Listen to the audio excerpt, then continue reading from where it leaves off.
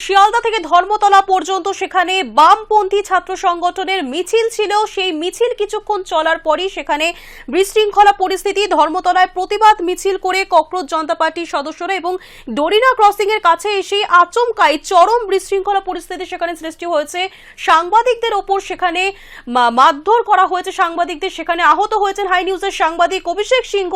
শিয়ালদা থেকে ধর্মতলা পর্যন্ত মিছিল ছিল বামপন্থী ছাত্র সংগঠনের এবং এই সংগঠন কিছুক্ষণ মিছিল চলার পথে ডরিনা ক্রসিং এর কাছে এসে মিছিল শেষে আচমকাই ফের চরম বিশৃঙ্খলা পরিস্থিতি তৈরি হয়। সেখানে অবস্থান বিক্ষোভ চলাকালীন পরিস্থিতি দ্রুত নিয়ন্ত্রণের বাইরে চলে যায়। সেখানে উপস্থিত যে সমস্ত সাংবাদিকরা ছিলেন তাদের মধ্যে অনেক সাংবাদিক আহত হয়েছেন হাই নিউজের সাংবাদিক অভিষেক সিংহ। এই মুহূর্তে সে রক্তাক্ত, তার ঘড়ি ভেঙে দেওয়া হয়েছে, তার ফোন ভেঙে ফেলা হয়েছে। আমরা আমাদের ক্যামেরা পার্সনের সঙ্গে যোগাযোগ করেছিলাম, সেই মুহূর্তে কি পরিস্থিতি সেখানে ছিল সে বারবার তুলে ধরছে। পরিস্থিতি আপাতত খারাপ। আমাদের আমরা যোগাযোগ করেছি।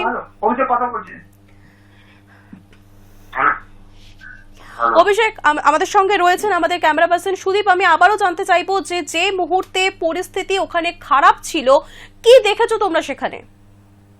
আমি অভিষেক রয়েছি, আমি আক্রান্ত হয়েছি ইতিমধ্যে। আমি কথা বলতে পারছি না, তাও কিছুটা ইনফরমেশন বলার চেষ্টা করছি। আমার একটি দাঁত ভেঙে গেছে এবং আমার মুখের ওপরে একটি জায়গা পুরো একদম এমন ভাবে কেটে গেছে যেখান থেকে অনর্গল রক্ত বেরোচ্ছে। আমরা একেবারে শিয়ালদা থেকে দরিনা ক্রসিং এর দিকে যখন এগোচ্ছিল তখনই একটা উত্তপ্ত পরিস্থিতি চলছিল এবং এবং এবং জানিয়ে রাখবো যে দরিনা ক্রসিং এর ওখানে যখনই যায় তারা প্রতিবাদ করছিল, তারা সেই সময় কিন্তু জুতো ছড়ে বিভিন্ন জিনিসপত্র ছোড়া হয়, পুলিশকে লক্ষ্য করে এবং তারপর পুলিশও লাঠিচার্জ করে এবং সেই সময় আমরা প্রতিক্রিয়া নিতে গেছিলাম। যারা এই বিক্ষোভটা করছিলেন, তাদের প্রতিক্রিয়া নিতে গেছি এবং সেখানে দাঁড়িয়ে আমাকে রীতিমতো এলো পাটপাটি ঘুষি আমার উপরে চলে আসে। আমার ঘড়ি ফোন যেটা আমি কাজ করি সেই জিনিসটা ভেঙে যায় এবং তারপর আমি আমার 2 মিনিটের জন্য আমি বুঝতে পারছিলাম না আমার সাথে কি হচ্ছিল। আর তারপরে আমি দেখলাম যে আমার হাতের গোড়া থেকে রক্ত বেরোচ্ছে। একদিকে পুলিশের লাঠি চার্জ, অন্যদিকে আমার রীতিমতো এখনো রক্ত। আমি জানি না আমি কিভাবে কি করবো, কিন্তু তাও খবরের জন্য অভিষেক আমি বুঝতে পারছি তোমার কথা বলতে কষ্ট হচ্ছে, তাও আমি তোমার থেকে আরেকবার জানতে চাইবো যে তুমি যখন আমাদের ফোনিং দিয়েছিলে তখন তুমি বলেছিলেন যে শান্তিপূর্ণভাবে মিছিল চলছে, তার কিছুক্ষণের মধ্যে এরকম বিশৃঙ্খল পরিস্থিতি।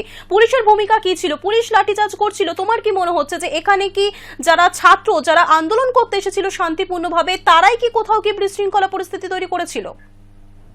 একেবারে পুলিশ যখন তাদের সেই সময় কিন্তু তারা একেবারে হয়ে পড়ে এবং উত্তেজিত হয়ে পড়ে তারা কিন্তু একেবারে পুলিশের উপর চড়াও হয় এবং জল কামান রেখে পুলিশের উপর রীতিমতো আমার কথা বলতে একটু সমস্যা হচ্ছে। আমি তারপরে একেবারে ইট মিষ্টি বোতল এবং যেখানে জুতো ছোড়া হয়, যা পায় তারা ছড়ে, কিন্তু পরবর্তীকালে পুলিশ লাঠিচার্জ করে। সেই সময় আমরা মাঝখানে একেবারে যেখানে তারা বসেছিল, তারা যেখানে বিক্ষোভ করছিল সেই সময় আমরা সেই জায়গায় ছিলাম এবং তখনই এই বিশৃঙ্খলা পরিস্থিতি শিখছে। আমরা বুঝতেই পারছিলাম না কোন দিকে যাবো, যেদিকেই যাচ্ছি সেখানে কিন্তু একেবারে চারদিক থেকে এলো পাতারি ঘুষি, জুতো সবকিছু ছড়া হচ্ছে বোতল এবং সেখানেই 2-3 জনের হাতের ঘুষি তারা কিন্তু আমার একেবারে মুখে এসে পড়ে এবং তারপরে আমার সমস্ত হাই নয় মানে মিডিয়া দেখে মোটামুটি তাদের কিন্তু তারা কিন্তু ছিল যে প্রতি মিডিয়া তবে সব মিডিয়া তো প্রতি হয় না এবং আমরা সবসময় নিরপেক্ষ খবর করি, কিন্তু তারা মিডিয়া দেখলেই তারা কিন্তু একেবারে সংবাদ মাধ্যম দেখলেই কিন্তু তাদের উপরে একেবারে বিক্ষোভ দেখাচ্ছিল এবং তাদের উপর আক্রোশ প্রকাশ করছিল। ধন্যবাদ অভিষেক, তুমি এই পরিস্থিতিতে দাঁড়িয়েও আমাদের সাথে তুমি কথা বলেছো। ঘটনাস্থলে ঠিক কি ঘটেছিল, অনেক কষ্ট হচ্ছে তোমার বুঝতে পারছি, কিন্তু সেই পরিস্থিতিতে দাঁড়িয়েও তুমি আমাদেরকে জানিয়েছো, তার জন্য তোমাকে অসংখ্য ধন্যবাদ। আপনাদেরকে আরো একবার জানিয়ে রাখবো আজকে শিয়ালদা থেকে ধর্মতলা পর্যন্ত মিছিল ছিল বামপন্থী ছাত্র সংগঠনের। সেই মিছিল চলাকালীন প্রথমে শান্তিপূর্ণভাবে মিছিল চললেও ডরিনা ক্রসিং এর কাছে মিছিল শেষে আচমকাই চরম বিশৃঙ্খলা পরিস্থিতি তৈরি হয়। বিক্ষোভ চলাকালীন পরিস্থিতি দ্রুত নিয়ন্ত্রণের বাইরে চলে যায়। সেখানে উপস্থিত যারা ছিলেন তাদেরকে মারধর করা হয়, জুতো ছোড়া হয়, বোতল ছোড়া হয় এবং তাতে করে হাই নিউজের সাংবাদিকও তিনি আহত হয়েছেন। তিনি যথেষ্ট খারাপ অবস্থায় রয়েছেন। সেই মুহূর্তে সেই ঘটনাস্থলের যে পরিস্থিতি ছিল তিনি আমাদের সামনে তুলে ধরলেন।